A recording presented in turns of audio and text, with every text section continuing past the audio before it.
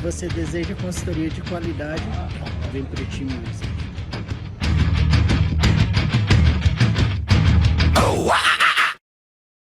What's going on, everybody? Welcome back to the Real Bodybuilding Podcast, episode number 67, and I am here with the much requested Jordan Peters. How are you, sir? I'm very well. Thank you for having me. I asked you before you got on why you're sitting in the dark. Maybe you want to explain to everybody.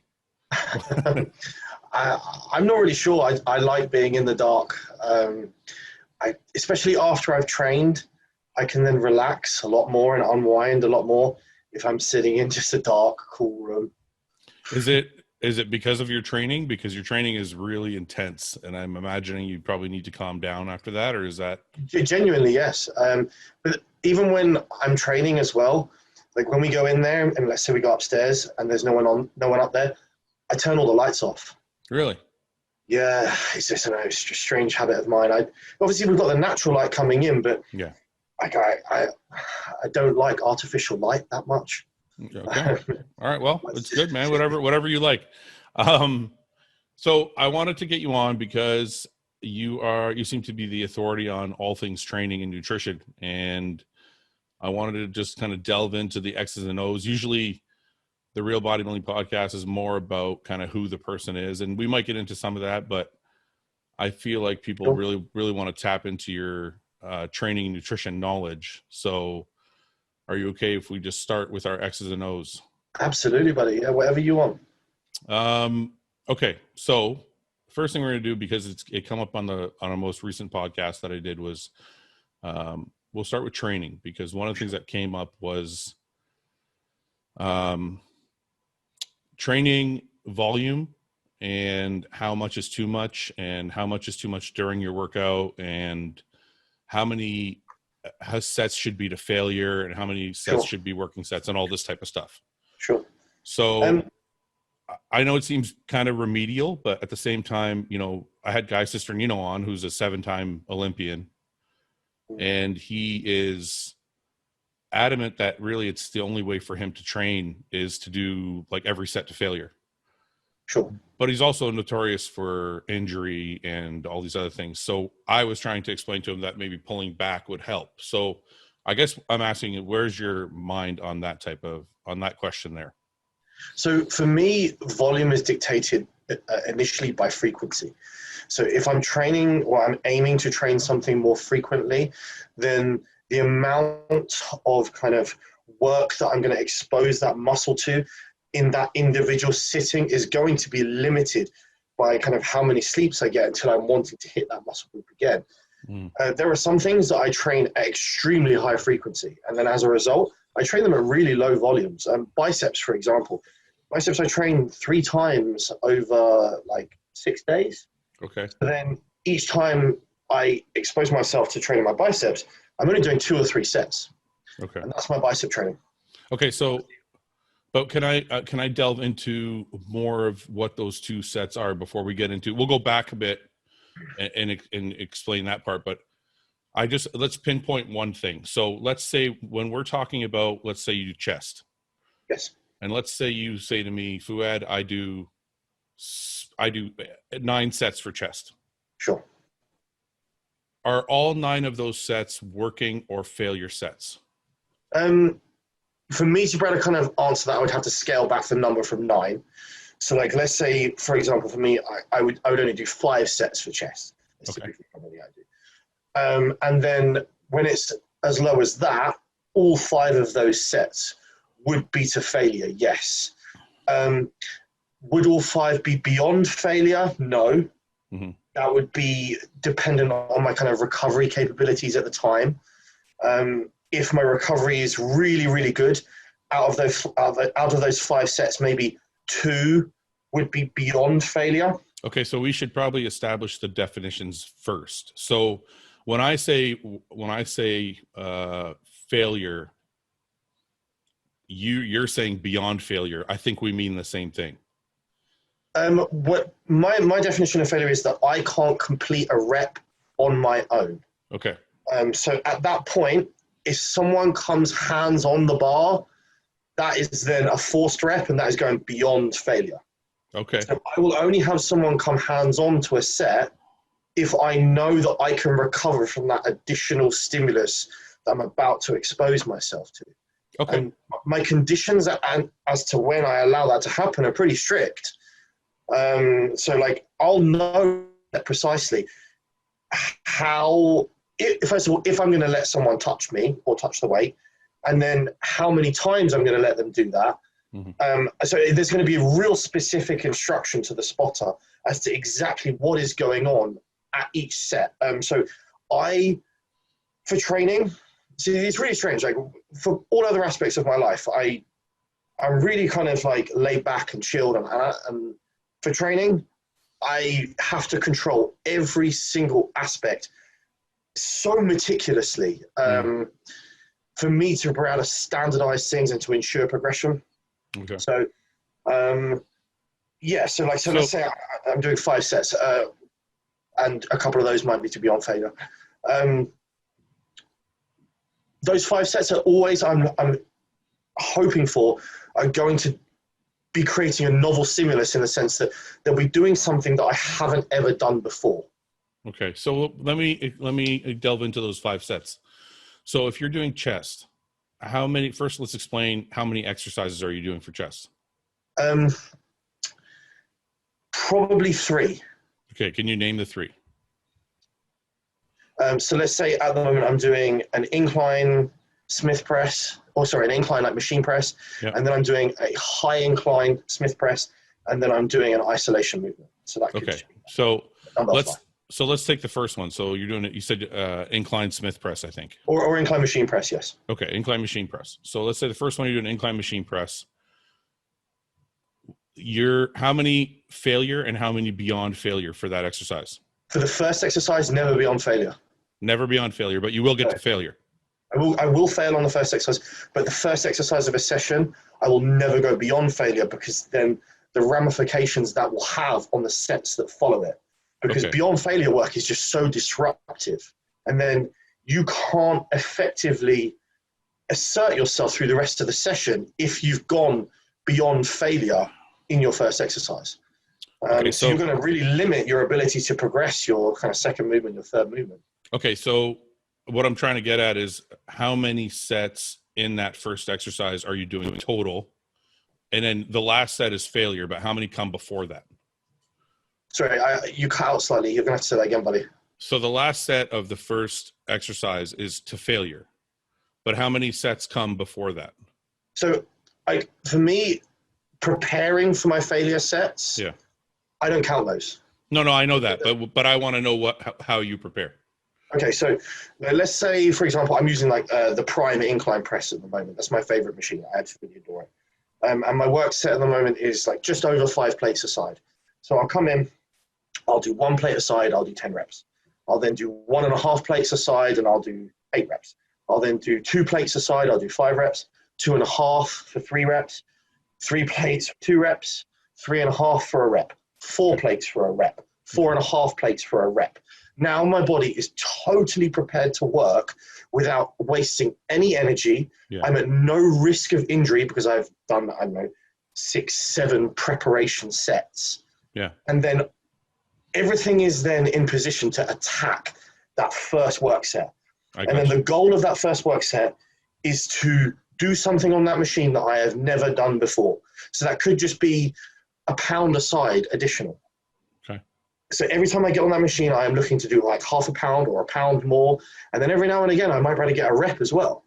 And then I'm just making these small incremental increases. And then over 6 months, I've put 1/2 plate on that lift. And then over 12 months, I've put a plate on that lift. If I get to a point where that lift stalls and I cannot get it going anymore, that lift changes. But I can probably stay on a lift for 6, 7 months and just make small changes, small changes, small changes. Because you have to remember, every single time I'm exposing it to something it's never ever done before, that novel stimulus forces a novel adaptation. It's interesting. It's interesting that your progression, when people talk about progressive overload, it's interesting that your progression can be 1 pound, and that's okay with you. Do you know what, buddy? If I get a pound, I'm happy. That's job done. When I've been doing this as long as I have, all I've got to do is just tick that box. I've got to make sure that my form is standardized. That's important, because I don't just want to get that pound by creating a mechanical advantage, by speeding up my eccentrics, by creating more stretch reflex in the hole. So that's important too. Well, to be honest, that's more important actually. That's more important than the pound, because the pound is the external stimulus. Of course, yeah. If we don't create an equal internal stimulus from that increase in weight, because we're not weightlifters, we're not moving weight. We're just using weight as a tool to create a greater internal stimulus. Sure. And that's also where progressive overload has been so misconstrued, because people are just thinking, add more weight, add more weight, add more weight. And they're doing it in such a poor manner. You will, if you watch the way that I lift, you will very rarely see poor form. Yeah. I control the lifts very, very, very well. And I'm so strict on that. Yeah, I think it's a very, very important point that nobody has ever made, or that I've heard anybody ever make, because everybody talks about having a logbook, and everybody says, oh, your logbook's got to be 5 pounds heavier, or whatever poundage. The poundage has got to go up every week. But no one ever says, did your poundage go up because you squatted a little faster that day, or you sprung out of the hole a little more than the week before, or no one ever takes that in consideration. They just think, I got that extra 5 pounds. And I think what you're saying is very important, to make sure your form is the same every time. Yeah. So go ahead. If I know that I have got a rep more from kind of basically cheating myself, I'll be really annoyed at myself. Especially as what we have to do as well, as we start to get closer to failure, that's really when we have to hone in even more on our accuracy. Because at that point, our body's trying to grab we want our body to grab every single muscle fiber that it can. However, our body is going to be trying to create mechanical advantages at that point, because it's an efficient machine and wants to make things easier. So in those last reps, that's where we need to be even more accurate. And we need to be thinking to ourselves, like when I'm training with Corin, I'll use the cue of like, lock yourself in. Like imagine that your whole, that only one thing is moving. Yeah. And then that's the target muscle. And it's hard to do. It's a skill. It takes time. Yeah. And then some bodybuilders that I've trained with have just a phenomenal ability to do that better than others. Yeah. Like Sass, for example. Sass has one of the most, you're familiar with Sass? Yeah. Great bodybuilder. Amazing physique. Honestly, I've never seen someone just pick up a weight and connect with it the way he does. Yeah. So it's just perfect contraction, rep after rep after rep after rep. We're getting a little bit off topic, but let me ask you based on that. There are days when I go to the gym when it's almost like I can feel every fiber moving with a rep. And there are days when I go to the gym where it's an A to Z and I can't feel, like the other day and the reason I said that is like just a week ago, I was hack squatting and it felt so weird. I wasn't doing any weight that was crazy or anything. Sure. But I could feel every fiber in my quad firing through the entire range of the rep. And I was like, this feels incredible, but it's something that doesn't happen all the time. Sure. And is that something that you get, or have you honed your body to the point where you're able to connect all the time? No, it happens a lot, but I don't dwell too much on sensation. Okay. I know that if I am, like, sensation is nice feedback, but I just see that as just nice. Like you said, it's when you feel that, it's like, oh, that was cool. But it's not something I overly dwell on. I know that if I am controlling my body in the way that I should, I'm controlling my eccentrics, I'm controlling my changes of direction, then the only thing that can be doing the work is the musculature. Nothing else can be. But the reason I'm dwelling on it, though, is not because I just want to feel good. The reason I would be dwelling on, the reason I made a point of it is because, do you think there's anything more to it, or do you think it's just a sensation? I think it's just a sensation, honestly. Okay. Yes. Okay. And the reason why I'm confident in that is that for the first part of kind of my bodybuilding career personally, and then my kind of coaching career, I was able to make a lot of progress and able to make others make a lot of progress without emphasizing as much of an internal stimulus as I do now. So it was even more in the beginning phase of just move the weight. And that still really, really works.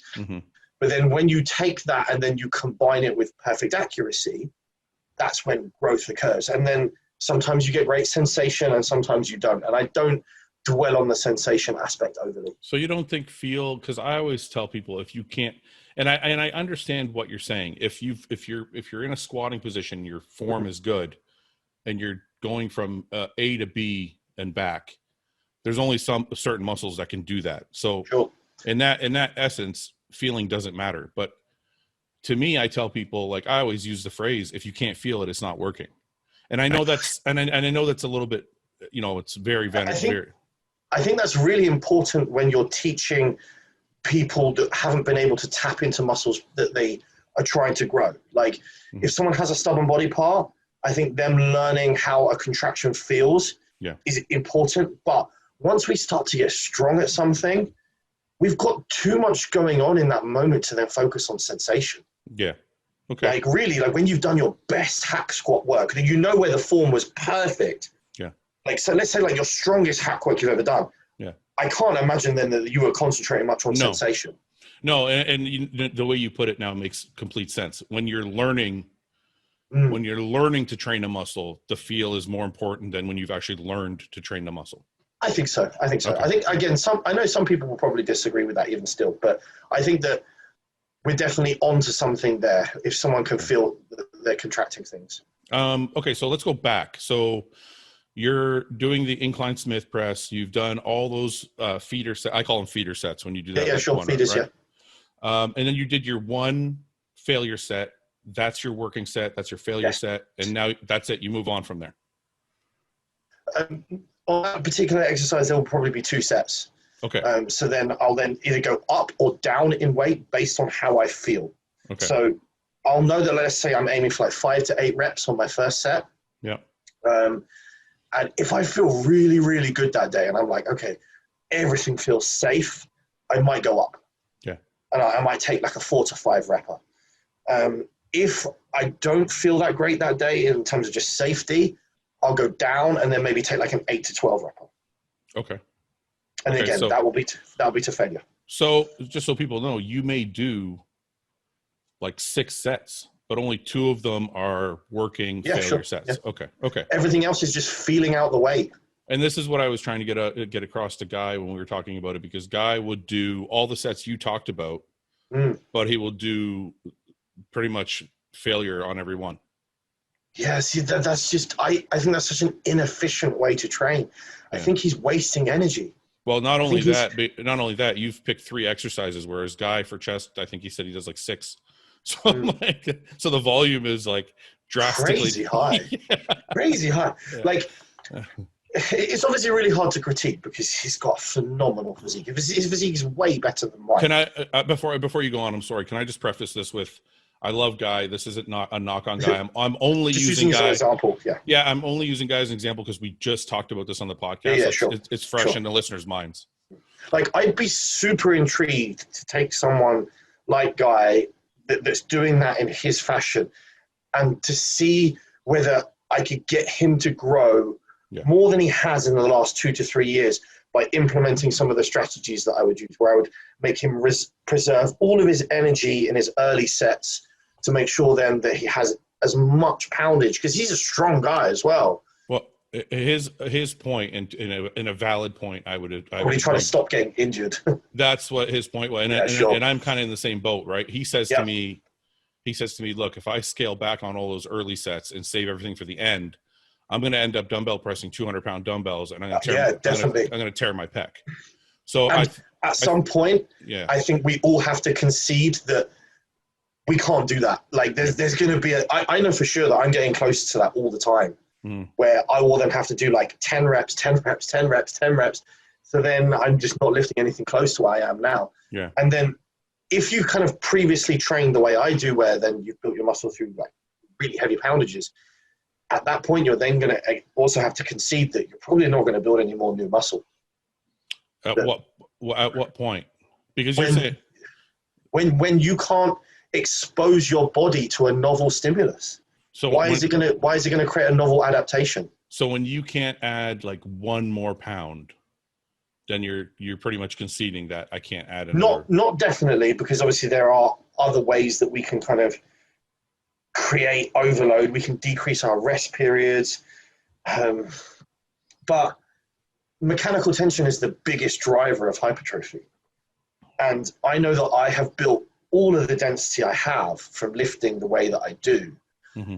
And I know for me that once I can't continue to train in that way, I will start to downsize. Okay. Okay. So I'll fight it though, as obviously as hard as I can, but I know that it'll be an inevitability that's coming. Yeah, we all fight it as long as possible. So, okay, so let's move on to the rest of the workout, because there are a lot of young guys who aren't worried about getting injured watching this. Sure. So, and I'm trying to help them put on as much muscle as possible, because I see a lot of people doing what Guy does. They'll go in, and if somebody says do 4 sets for this exercise, they're usually doing 4 straight sets. They're not they're not building up to anything. Sure. So after the first exercise, you go to the second exercise. What would that exercise be? So let's say that was either the Smith or the incline machine press. The second one will be the other variation. So then on this one, I don't have to warm up to the same degree. I'm already really pretty warm, but I still want to feel that exercise out. Yeah. So let's say this one's on 5 plates again. I might chuck 3 on and just do a rep. Okay. Just 1 rep. And then 3.5, 1 rep. 4, 1 rep. And I'm like, okay, I'm in the groove with this. I feel pretty good. Right, let's get 5 plates and let's go to work. Okay. But I will always do something lighter for 1 or 2 reps just to make sure. There's no way I would get off the first exercise and go straight into my first work set without feeling it and just making sure that I'm good. I know where I'm at, and that I'm also mentally ready to work. Because for me, those feeder sets, they're a mental preparation also. Yeah. Because those work sets that I'm doing, they're in my head. They are what stands between myself and progress. Okay. So I put so much emphasis onto each individual set. It's not just, for me, training isn't just about going in and just going through the motions. It's every single set is like a chance to create a personal victory. That's so crazy. I've never, I mean, the way you talk about training is not normal. Oh, I know. It's not. I know. But it's I got to tell you, man, it's inspiring, because I've gone to train and I love to train. I love to go to failure, and I love to push my body. Everybody says, I want to push my body past its limit, but you're actually doing it. Like, you're actively saying to yourself, every single set, I'm pushing my body past its previous limit. Yes. Like I said, I'm an individual that is obsessed with progress, and it's like I said, it's an opportunity for me to. So I've basically created like a reward system in my head where I have to win the set, I have to win the personal battle, and I can't concede that. If I fuck up sets, it's bad. It's always bad. I was just gonna ask you, what happens? Let's say, okay, so how many sets for that second exercise are you gonna do? 2, and 1 would probably be beyond failure. Yes, probably the second one. Yes. Yeah. Okay. So let's say you go home that night and you did those 2 sets, and neither one of them was better than the week before in any way, shape, or form. It would not be out of my mind. It would not be out of my mind for days. Really? You just hang on. You just hang on to it. Yes, I hang on to it until I'm about to repeat that exercise, and I remind myself of that feeling that I felt after that last exercise. So that to the point where I will be there, and I will be saying to myself, "Come on, you motherfucker! Don't feel that again. Like, do not feel that again." Do you attribute? You're crazy, right? I don't know. No, but I love it. I love it. I think you're nuts, but I think it's incredible. Like, it's in a good way. But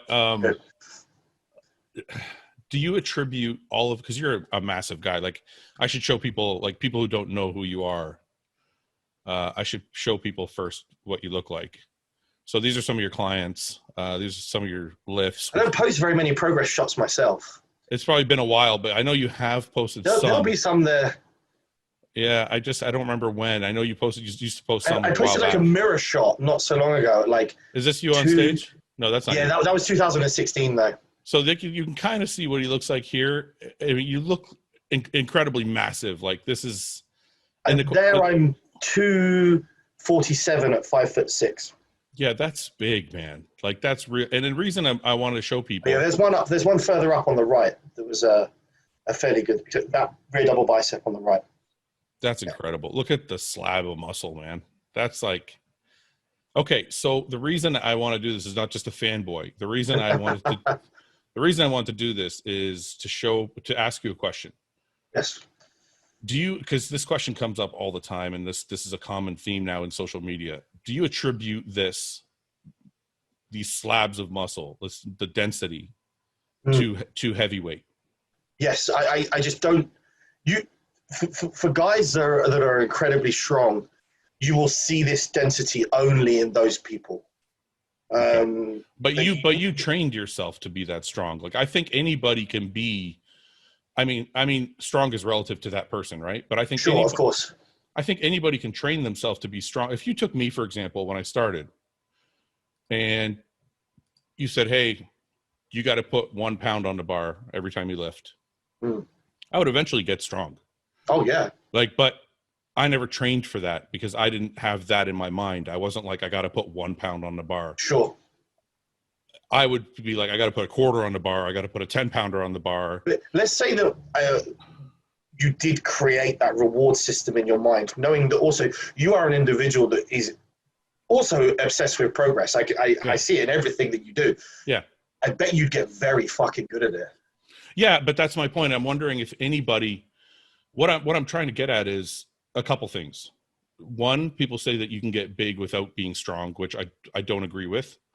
And two, or without lifting heavy weight, which I don't agree with. Sure. And two, I feel like with your system, anybody can be strong. Obviously, some are going to be stronger than others, but anybody can be strong if they trained the way you just told me. Without doubt, yes. Because I would always do, like, let's say I'm doing bench and I would get to 4 plates. If I can't do 4 1/4, I just stay at 4 plates. Nobody ever said to me, "Hey, let's put 401 on the bar." Yeah. You know what I mean? So like, even to the example, buddy, that when I do go to other gyms, I have my little 1 pound plates in my gym bag with me, just in case they don't have them in the gym, because there's no way I'm not taking my progress that day. So my progress is coming with me. That's in the bag. Incredible. So now, one of the questions I wanted to ask you, that's a very like redundant question, is how did you get so strong? And we've kind of answered it without me having to ask the question. Is that style of training with that mentality is, no one's ever said put 1 pound on the bar. No one's ever said that to me. And that's incredible. An incredible thing to think is, like you said, after a year, you have a whole plate or whatever it is. You know what I mean? So absolutely. Yeah. Do you think you could have gotten that big and that dense without training that way? Because I want to address this constant thing I see in social media that's, you don't have to train heavy to get big. I just don't see how. I just don't see how. Like, everyone that we know that is big is capable of being strong when they want to be. We have seen that in every single big bodybuilder that has ever existed. Like even Jay, for example, that never really tried to be strong, but he could still incline press 4 plates if he wanted to. Yeah. Like, there's videos out there of him doing it. Yeah. And again, like Kai incline pressing 5 plates. Like, he's so fucking strong. I know. Like, and then I saw a video of Rami that he took 200-pound dumbbells off the rack, put them onto his knees, kicked back, pressed them, put them back onto his knees, stood up, and then put them back on the rack. And I was like, okay. No drop, no nothing. Yeah. No one passing him the dumbbells. Yeah. No like team effort. I need a team. Oh shit. We cut out. That's when you're crazy strong.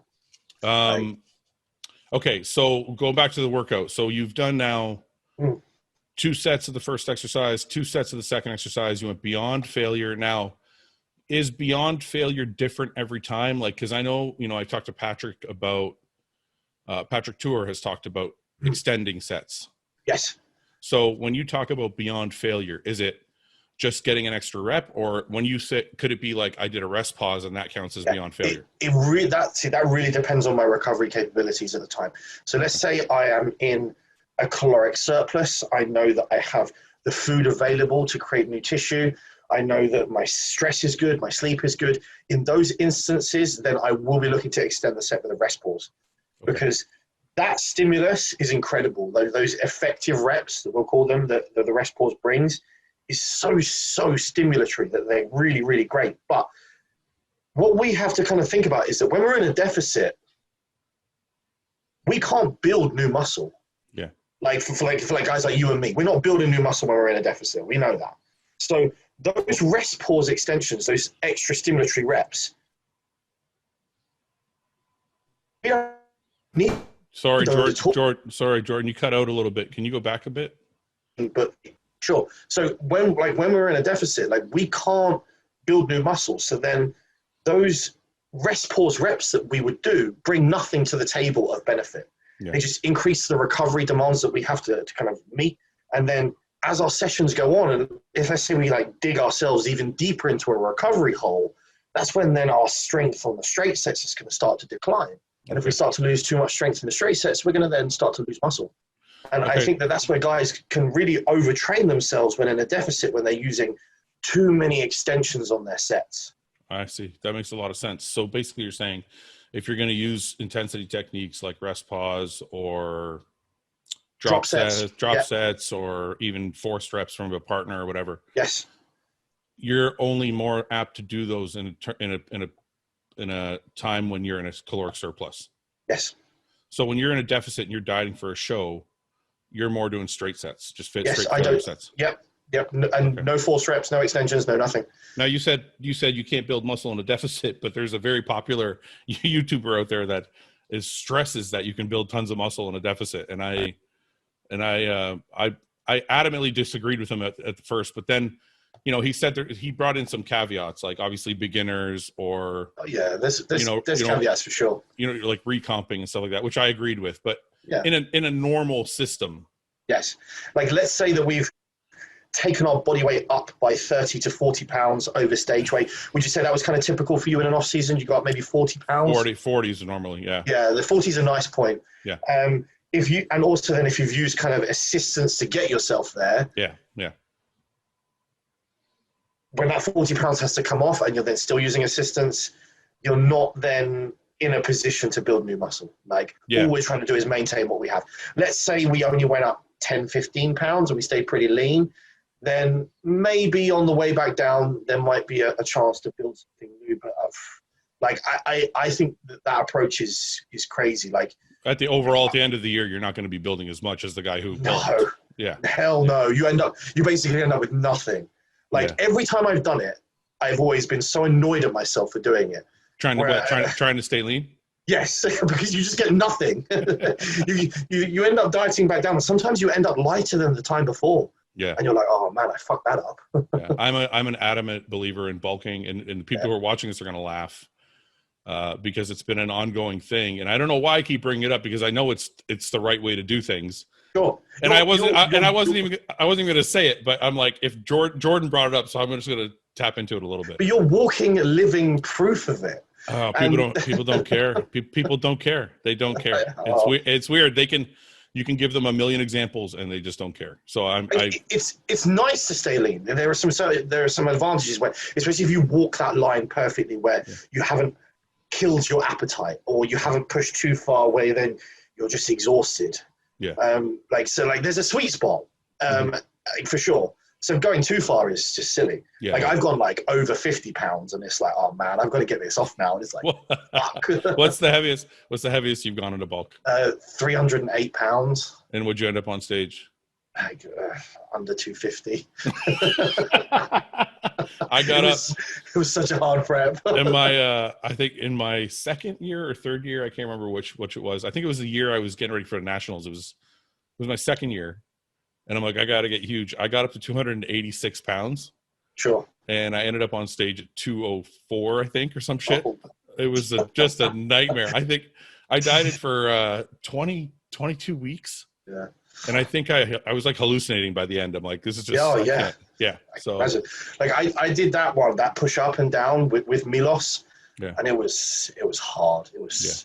Yeah. I can imagine. Real. Yeah. The push up was harder than the come down, to be honest. I can imagine the food and the Slin and the Oh wow, buddy, 100 IUs of insulin a day. Oh my gosh. and you, at that point, your appetite is dead. So then you send the email over to Milos, and you're like, "What should I eat?" And he's like, "Pancakes and syrup. I don't care. Just like that." Any sugar. I lived for about a month on pancakes, and that was in 2015, and I haven't had a pancake since. I just can't. I wouldn't even be able to face one. I had a coach who put me like, I hate insulin. Okay. I don't ever, people ask me about it all the time. And I'm like, look, I just don't think it's good. I know there's some coaches out there that have good systems for using it. Justin Harris has talked about it. He has a good system for using it, but me, myself, with my clients, I never use it because I just don't like any of the effects it gave me. Short of like the beginning, when you first start using it, you get like pretty crazy pumps, but after that, it wears off for me. I don't get anything out of it. But, there was a coach who put me on, and I think I was doing 15 IUs 3 times a day for, I think 3 times a week. So 45 IUs 3 times a week. And he had me doing this concoction of oatmeal, dextrose, bananas, and honey. Okay. With every 15 IUs. And it was amazing in the beginning. And then just torture by the end. Oh just torture. God. Yeah. Dude, you wouldn't realize how hard that gets to eat. It was so, and nobody, you're right. Nobody will understand unless they do it. It was so disgusting after like 2 weeks. I'm like, I can't drink this fucking syrup anymore. Like this mess of grossness. I cannot drink anymore. Yeah. So, and I'm totally with you on the insulin thing too. Like, I actually think that it's probably, not probably, it's been the reason why I've not been able to kind of step forward as a bodybuilding competitor, because I just blew my midsection out. Like I put on so much size onto a small frame. Like there aren't very many guys that are 250 at 5'6" on stage, but the impact it had on my midsection was just poor, so poor. So you know what? I want to come back to that. Because it's a really important question. I don't want to leave it, but I want to finish the workout first.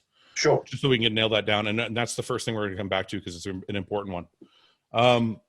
So after your second exercise, you said you do an isolation exercise. Yes. So you think 2 pressing movements is enough for you to get the stimulus you need? I believe so, considering I'm going to then retrain that muscle in only 5 days time, or maybe 4 days. That's the caveat for you, is you hit everything like your frequency is higher than most people. Like, let's say I was training at like 7 days, there would certainly be another press in there again. Okay.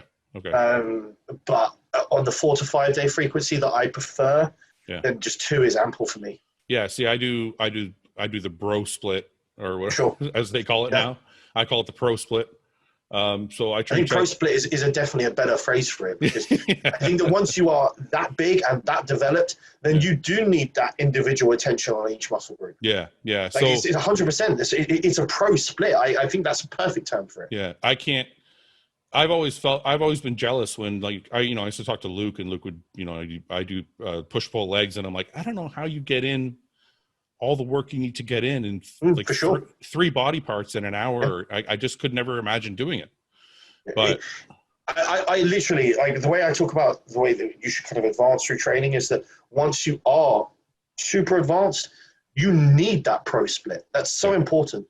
All those muscles need that individual attention.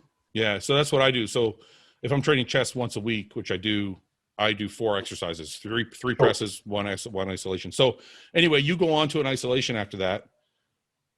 What is it? 1 failure set there, or you still have another beyond failure? How's it work?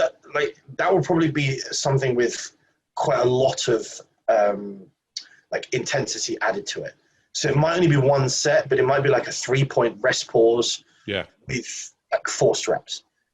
Where I'm thinking to myself, okay, like, this is the last bit that this muscle is about to be exposed to, because I don't have to do anything else after this. I'm going to really fuck it up now. Like, I'm going to make sure I squeeze every drop left that it has. Okay. That'll be my preference. What isolation exercise would you choose normally, or what are you on now?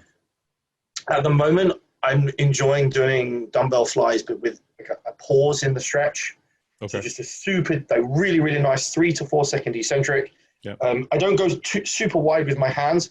My hands are fairly tight to my body, so then I can get quite a deep stretch. Sure. For a couple of seconds, and then it's kind of like a fly press back up Okay. And that for me is nice, because I'm just wanting to just stretch and open up as much as I can.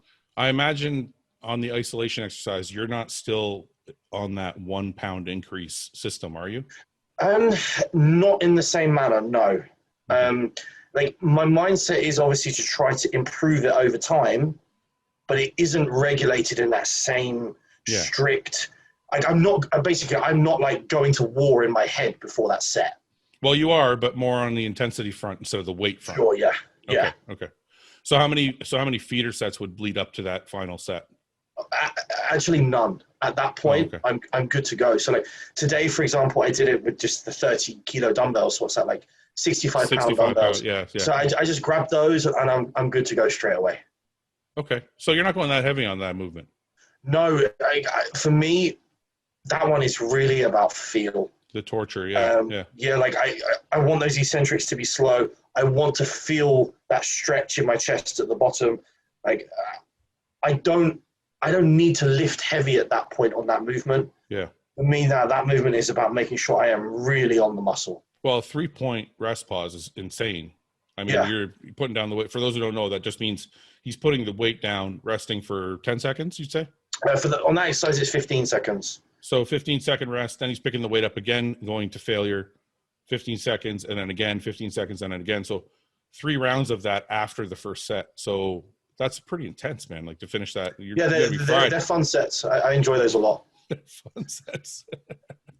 All right, so going back to insulin. The question I had, and I've had all along in my career, was my stomach got thicker, I believe, in the years either immediately after insulin or shortly, maybe a year after that. Yeah. Is the insulin the thing blowing out your stomach, or is the added muscle just have to go somewhere and that's why your stomach grew? You understand what I mean? For sure. It's so hard to say. For me, it caused a lack of stomach control as well. Yeah. And not for lack of trying to improve that either, because I've really worked on it. But for me, like, let's say I do my version of a vacuum. My version of a vacuum is being able to get my stomach flat. Straight, yeah. And if I can hit that, I'm happy. Yeah. Because at any other point, I'm distended quite considerably. Yeah. And then, like, even after a lot of vacuum practice, the absolute best my stomach will go is maybe like 1 centimeter back. Yeah, that's how I am, yeah. And that only changed after the insulin use. But also that was coupled with pushing my body weight up a lot. So there was obviously a lot of abuse of food too. Yeah. So it's quite hard to pinpoint one aspect, but I think we can agree that the combination of insulin plus food plus then lots of gear. I guess I could rephrase the question like this. Let's say you ate all the same food and you trained the same way, you put on the same amount of muscle. Would your stomach be as distended if you did it without using the insulin? I don't believe so.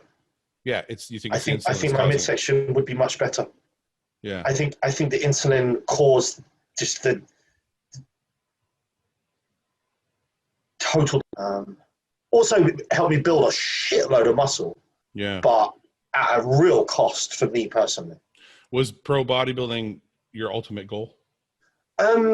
It's hard to say. I'm not going to say no, it wasn't, and it's not something I've given up on yet either, because of the way I can just graft. Like, I'm constantly working quietly. I don't post progress pictures, but trust me, I'm still making fucking progress. Yeah, I can yeah. But I'm pretty confident that I can still do it.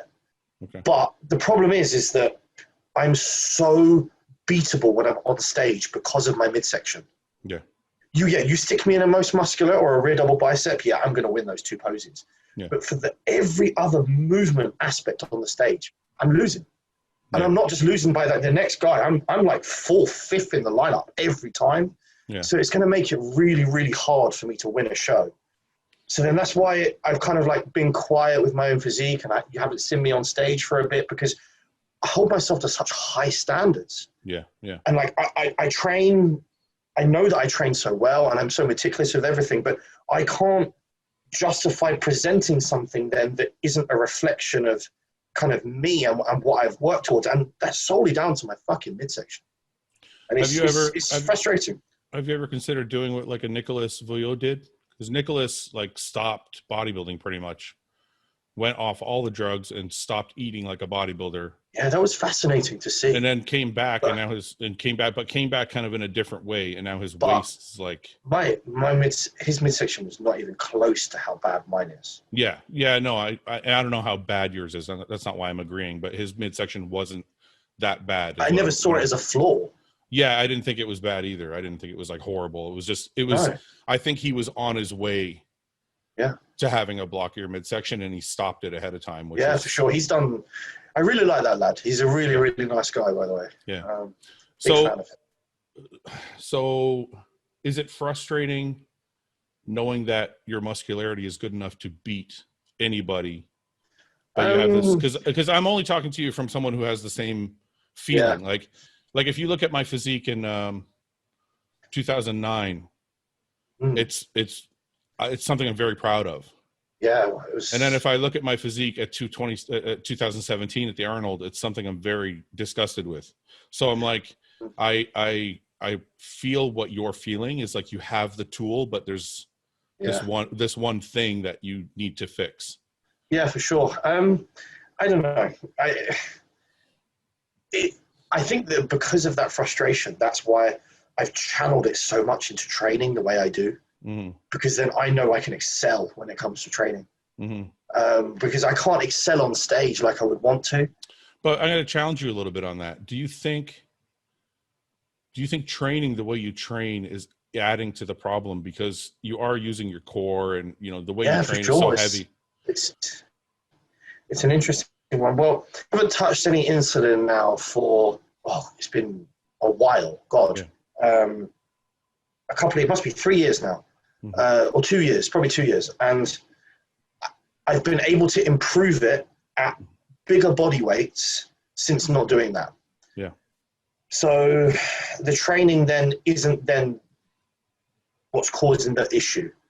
It's probably not helping it, don't get me wrong, but then I would happily sacrifice a little bit of a tiny waist for some nice muscle. Well, this is the reason I ask. When I train legs,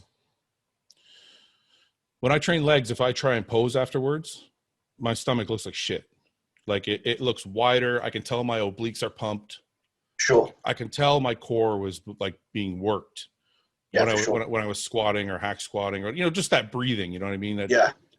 And I wonder to myself, I don't get it on other days, and that's why I asked the question: is that heavy style of training? Sure, you're creating a lot more intra-abdominal pressure during that heavy training. Yeah. And you're encouraging distension. So totally. And you've never considered, I mean, I know you love the way you train, obviously, from the way we're talking about it. I can tell it's like your thing.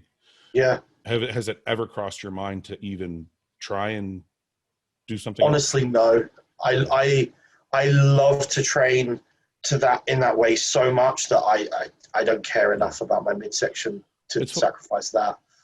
It's funny, people talk to me sometimes about training and they're like, why don't you train?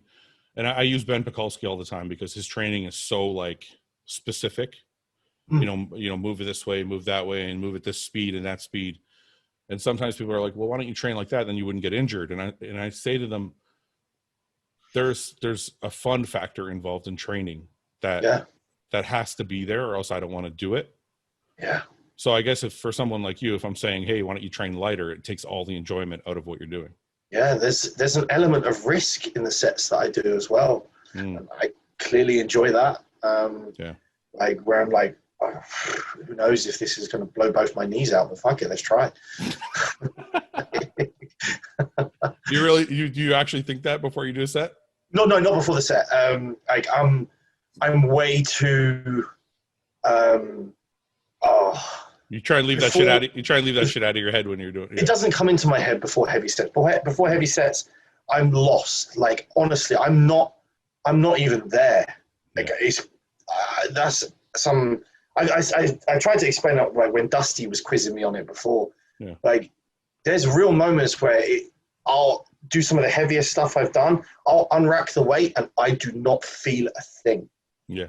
Yeah. Like there's nothing there. Like I'll pick up an 8-plate deadlift and I can't feel the weight in my hands because of the mental preparation before the set. You've gone to another place. But then that's when it's dangerous, because that's when you could get hurt, because you don't know what's going on. Like it's just pure craziness at that point.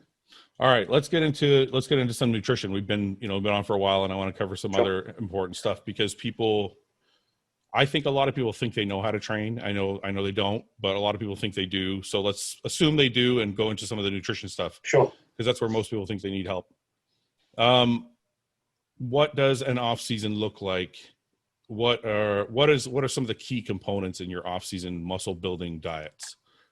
So for me, it's one diet year round. It doesn't change. And all that changes is just the amounts of food. Okay. Food goes up, food goes down. That's literally it for me. There's no variation whatsoever. Okay, explain that. So if you put out you're eating 6 meals a day, I'm going to assume. Yes. So you put out your 6 meals a day, you write a plan for yourself today.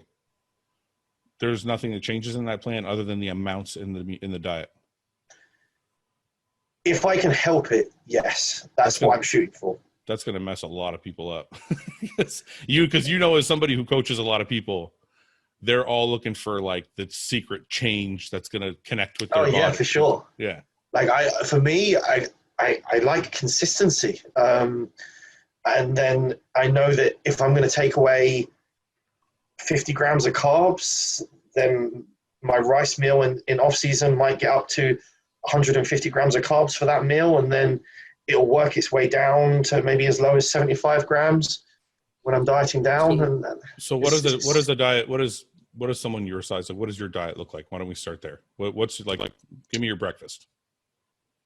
So I like to leave carbs out of my breakfast. Okay. More just out of preference for how I enjoy that meal. At that point of the day when I first get up, I'm not really interested in eating carbs. I don't fancy carbs, so I just don't have them. So I just have a high-fat breakfast. So my breakfast is like 2 salmon fillets, 4 whole eggs, and then 2 slices of turkey bacon. Are you not a carb guy all the time, or just in the morning you're not a carb guy? Just in the morning. Then the rest of the meals have carbs in.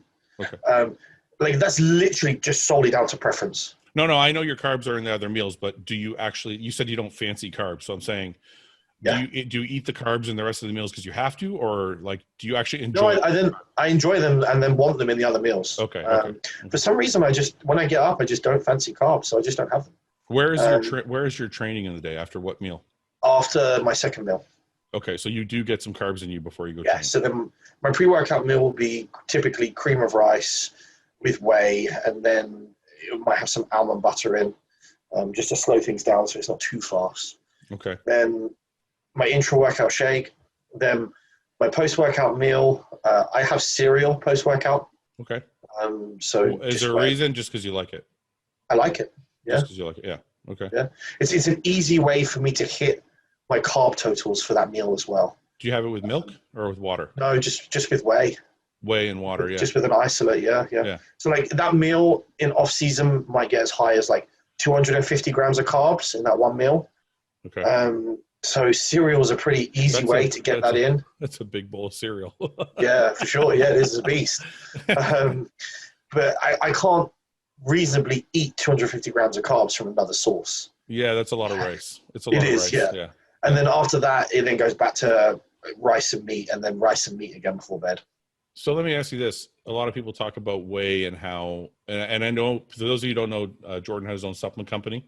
Yes. Is it JP? Trained by JP Nutrition.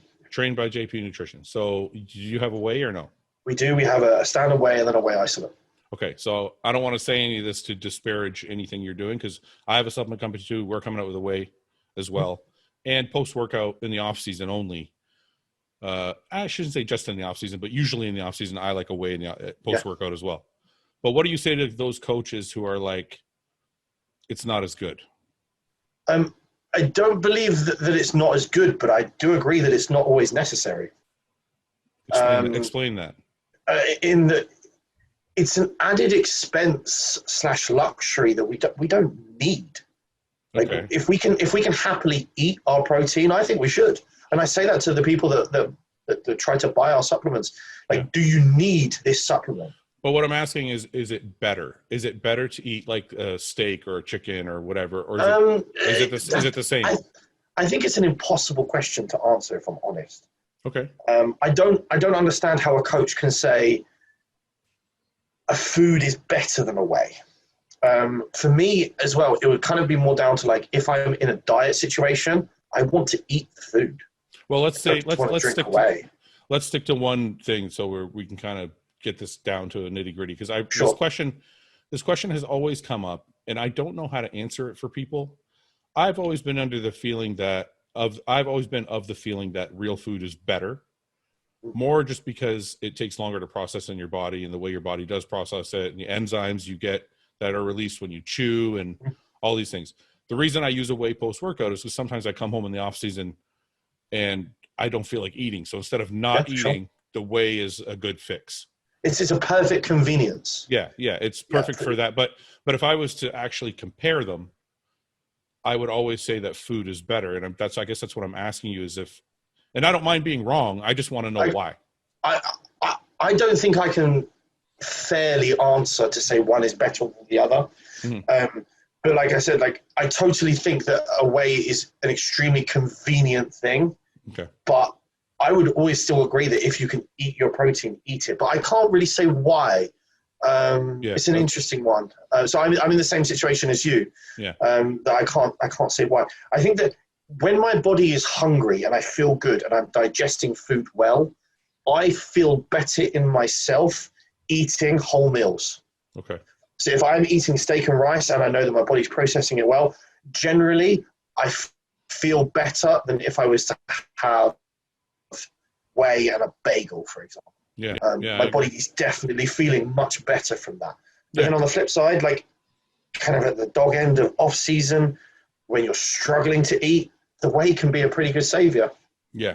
Okay. I think I agree with that 100%. Actually, that's kind of how I feel. When I can eat, I would rather eat. Yeah. And okay. So what does the diet look like size wise? What do you get up to? How many carbs a day would you end up eating? Well, when I've gone to silly fat, fat, like 1,000 grams of carbs a day, just brutal. Well, let's say what is a good? Probably about 750 to 800. So we're going to say 3 grams per pound. Yes. Yeah. And then protein. Are you a high protein or low protein or what? I'm a high protein guy. Okay. For me at the moment, my protein's at 400 grams a day. Okay.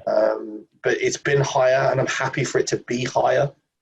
So you're like 1.5 grams per pound. Yes.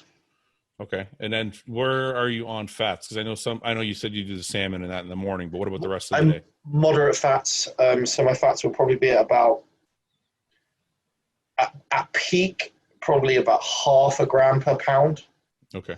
That's about as high as they'd go in a day. Do you find you make better gains when your fats are higher? Well, my fats are higher when I'm in a surplus. So that's when they're at their highest. I feel like one of my best off seasons ever was it was when I first started working with John. Sure. And John likes his fats. And, we started the off season and he put a lot of fat in all my meals. And I feel like it was one of my best off seasons ever. I just feel like I grew like a weed. You were just underfeeding yourself fats previously. Yeah, I think that might be the case. Yeah. How high did they go? Can you remember? Your fats? I don't remember. I want to say it was 20 grams per meal. So maybe 150 for the day. Yeah, around 100. Yeah. That's where I love to be when I'm at my peak off season. I absolutely love that spot. Yeah. I feel great on that. I feel like it's an area where people really need to do more, because I don't know how your clients work, but I get a lot of feedback from people all the time through social media, whatever. And they're always like, how many carbs should I eat? How much protein? Nobody ever says how much fat should I eat. No, it's you're right. It's a question that rarely comes up on social media. And I feel like people are forgetting that it's one of the main. If I have a really, really high carb diet with no fats, I don't feel like I'm making as much progress as if you switch those two. I've only run that for such a short period of time when my insulin was really high. Yeah. I just felt terrible. I don't know whether I could pinpoint that down to the high insulin or the lack of fats, but yeah, I certainly really like how I feel when I have about 100 to 150 grams of fat in my diet. yeah. How are you? It wouldn't be a Fouad show if I didn't ask you about cheat meals. How are you are you a food guy or no? Not really. I'm just not. I'm not that fussy. I mean, everyone is when you get lean. Yeah. And then food focus is there. It's just. Yeah. But in an off-season setting, I don't care at all. Okay. The only thing that I do enjoy is the social aspect of a sushi meal with Corin. Yeah. Just because we work so much that when we can get away together and just sit down without our phones opposite each other and have nice, engaging conversation, that's a lovely moment. So then I try to do that like fairly often for that. Yeah. But we don't binge on food. We just go and have a nice, clean sushi meal where we just be having like tuna and salmon nigiri. Yeah. We don't even go crazy. How long have you been together? 10 years. 10 years. And does she help you run all the businesses? She's unbelievable. She's integral in everything. She runs the businesses. She runs the businesses. I know that feeling. I know that feeling. I know that feeling. Everyone that knows us knows the real, like, so obviously we've got all our sponsored athletes.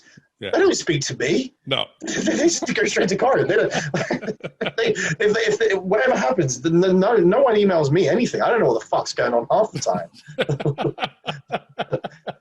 I'm not there. I'm not there yet, but I'm headed there.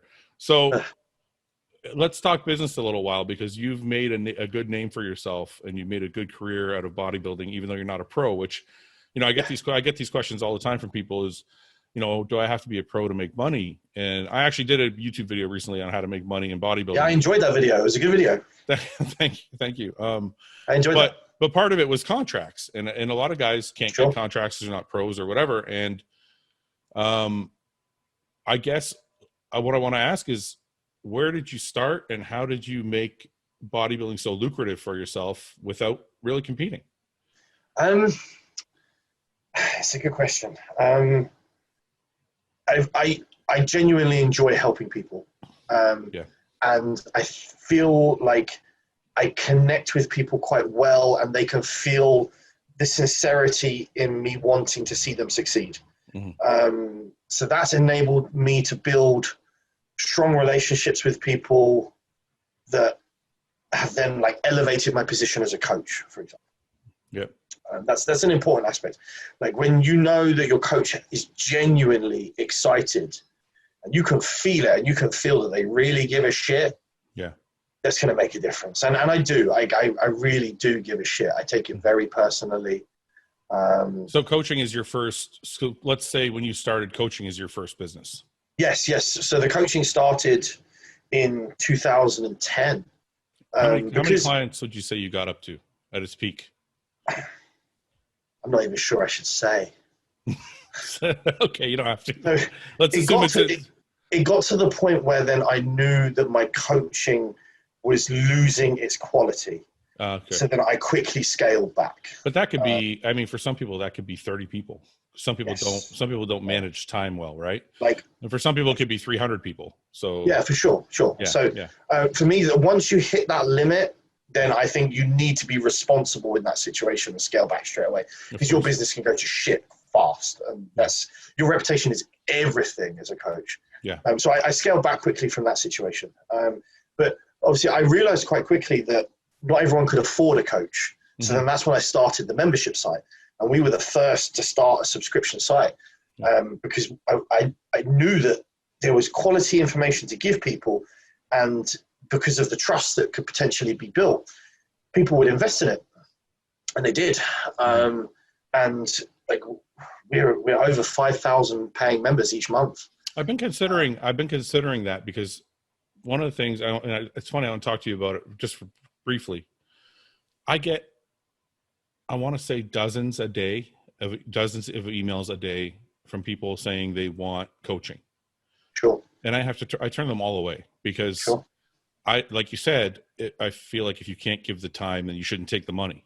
Yeah. Agreed. And I feel like you know, I was prepping for a show, and I had got the supplement company and I got the podcast, and I just don't have the time. Yeah. But I said to Summer one day, I said, you know, there's got to be a way I can help people in more ways than just doing those whiteboard videos.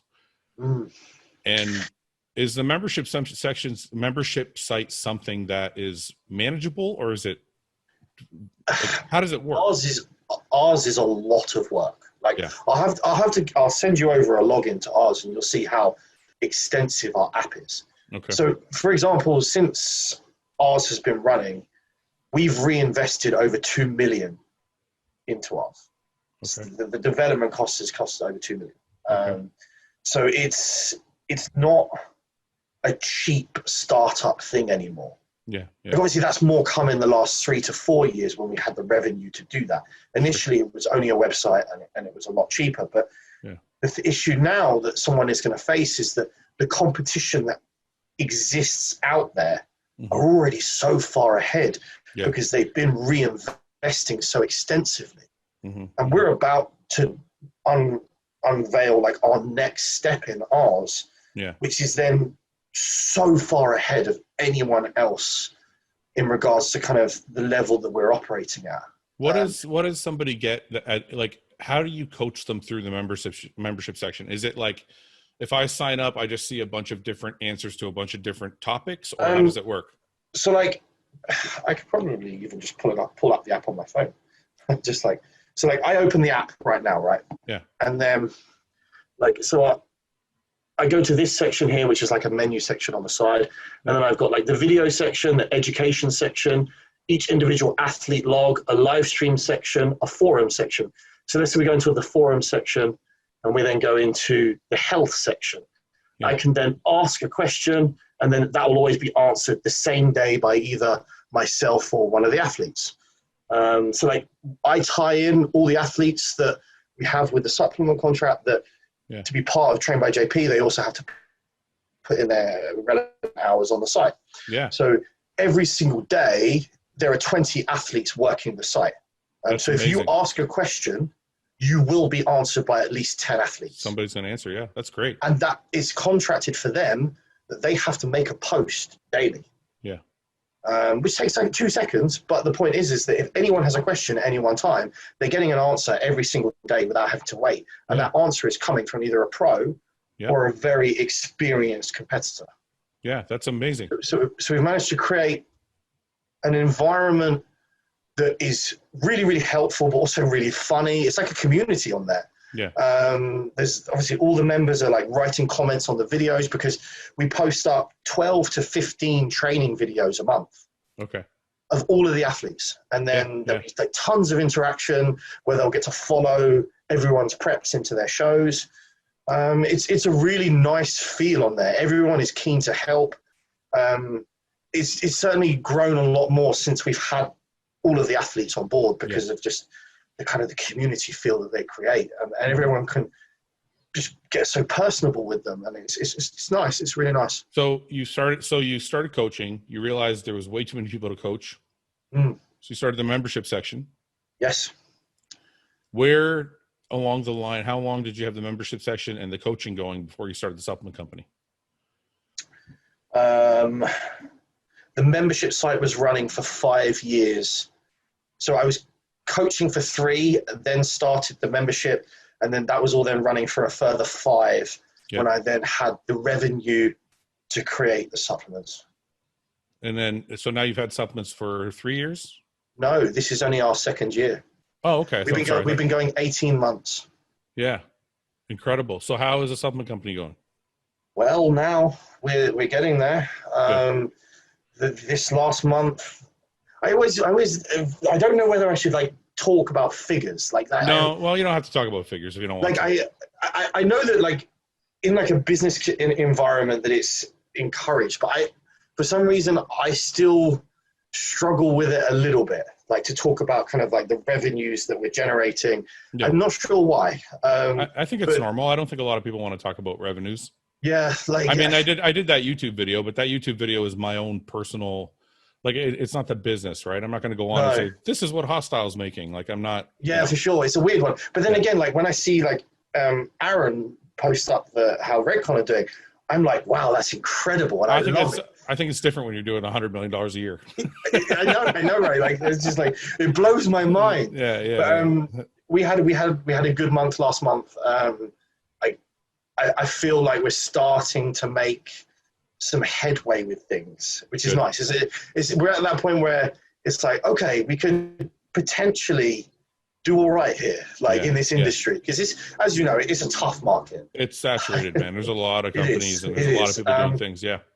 But like the advantage that I think you and I have is that we are genuine people, and we do care about people's progress, and that we're not going to fuck people over with our supplements. So that is a strong selling point that a lot of brands don't have. It's funny you said that earlier. You were talking about coaching, I think, and you said earlier something along the lines of you love helping people, and it hit me that, you know, it's something I keep going back to, and it took me so long to learn. Right? It's just something. How old are you, Jordan? 32. Okay, well, obviously you learned it a lot sooner than I did, but I'm 41, and it took me honestly till I was about 35. It's such a selfish thing to be an entrepreneur sometimes. Yeah, for sure. Because as an entrepreneur, the selfish side of you is like, how do I make money? That's kind of what you think. Like, how do I, for sure. What can I create that can make money, or that I can, or how can I monetize XYZ? And I didn't start making money until I was like, how can I help people? You know what I mean? Isn't it crazy? Like, you can think of all these strategies, but the most logical one is the most sincere one. The way I kind of think about it is I try to think along the lines of, what do people need, and how can I do it better than other people? Yeah.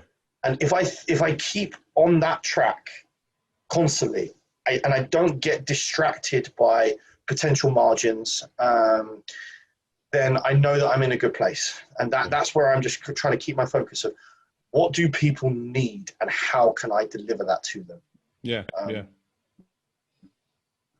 that's just where I'm just reminded that those are my values, and that I will not sell out for those for anything. Was all of this part of a plan, or did this all kind of like, because people ask me sometimes, they're like, you know, how did you come up with all of this? And I'm like, I went to school to be a police officer. I didn't like this isn't like, it wasn't some grand plan that happened. So for you, was it something that, you know,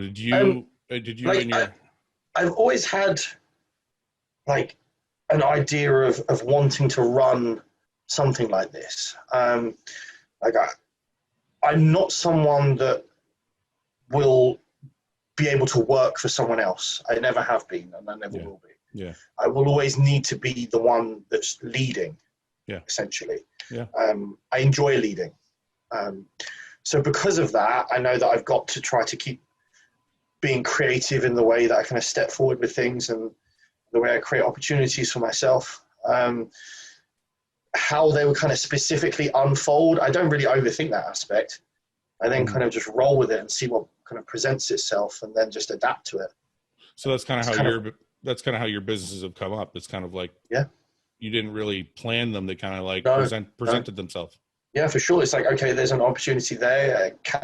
Do I think I can effectively do this? Yes. Okay, let's give it a go. So when people are working in their lives and they're working hard at certain things, would you say that it's important to keep your eyes open and look around, always kind of be looking around for opportunity that you can work at? Yeah, for sure. 100%. I think so.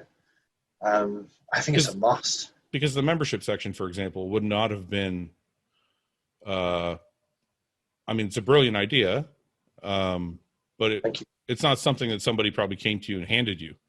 It's something that you recognized was there and created it. So, but equally though, in that business, I have a phenomenal business partner in that one. And I've worked with him since the beginning, and then he has had a hand in some fashion in all of my businesses in helping me to some extent. And again, we owe a lot to this individual. He's absolutely brilliant. His name's Mark Fox, and wow. Would you say, I've had good help. Yeah. Would you say in a business partnership or of any sort, kind of staying in your lane is important. Yes, 100%. Because there's aspects that I will say to Mark, whatever you think. Like this is not my area. This is you made the call here. And I totally trust his judgment. Was it always like that, or was there a beginning point where you were like, you wanted to oversee everything? No. Like I've always known where my strengths lie, and then where they don't. And then if I am not strong in an area, I am not going to try to take the reins in that area. And then that's where, like, between Corinne, myself, and Mark, we're all really strong at different things. So between the three of us, we work really well together. Yeah, it sounds like me and my wife and my brother, because, and I don't say shit. We go to meetings when certain things, if we're talking about formulation or strategy, or, you know, but there's certain things that they talk about. I'm like, just leave me out of it. Don't even ask me. That's the way it needs to be, that you have people around you that kind of fill the gaps that aren't your strengths. And then likewise, you will fill the gaps that they don't have with your strengths. And that's a phenomenal team. I think that's stuff. It's weird. I relate everything back to bodybuilding, and I feel like it's something bodybuilding has taught me. Because, you know, when you look at a physique, and you have to be able to look at your physique and say, these are all the things I don't like. Sure. And these are all the things I do like. And you kind of learn how to like, kind of break down your own body. Sure. I think it's the same thing. My list of likes is not that high anymore, though. I like my lower back thickness. That's about it. You would think as you go, the likes would get bigger, but they don't. Definitely not. I liked myself the most, I think, in my life. So you know that you compared those two rear double bicep pictures earlier? Yeah. One on the left was when I was 18 and I was 150 pounds. I can honestly say that I liked myself the most in my life at that point. Yeah. Clueless, but so happy with my own physique. Yeah. It's incredible. The more you know, the more it just, you pick yourself apart. Jordan, before you go, I want to talk about attitude. You seem to be annoyed with a lot of things online, and I thought when we decided to do this podcast, I said we're going to do a little segment on things that annoy you, because I just get this. I mean, you seem extremely pleasant, but there also seems to be sometimes when you write comments, you can feel my anger. Dude, I write stuff, I delete it. And in the end, I'm like, fuck it, just post it. What, give me some of your pet peeves. What bothers you? What's on your mind? Tell me. I'll start. The other day I was at the gym, and I hope this guy's not watching the podcast. The other day I was at the gym. They have like a little station in every corner now to wipe down the machines. Sure. And it's got like this, like a wet nap thing that you pull and you wipe the machine down. He grabbed one for each hand, laid them out in his hands. And then he grabbed the rope attachment and proceeded to do pull downs with it. And I'm like, it's not, you can wash your hands after, man. You don't have to hold, why are you holding this napkin in your fucking hand? It's like, it's pretty special. It's pretty special.